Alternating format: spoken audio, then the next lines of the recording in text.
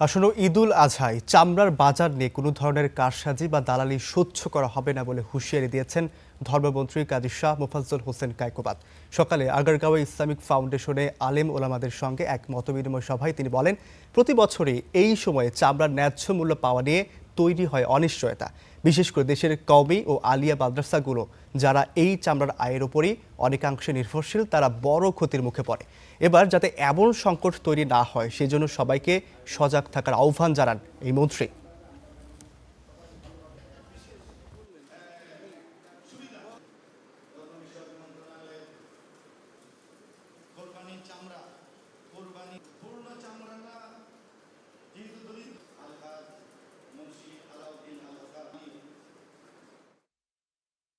কুরবানি দেয় তাদেরকে বলতে হবে চামড়াটা এমনভাবে আলাদা করার জন্যে যেইভাবে আলাদা করলে চামড়ার মানটা, গুণগত মানটা ভালো থাকে, নির্ধারিত মূল্যে যারা বিক্রি করতে পারবে। এবার যারা দালাল বলে না, দালাল, তারপরে কি বলে, কি না বলে আরেকটা সব, ওদের হাত ভেঙে দেওয়া হবে যদি ওরা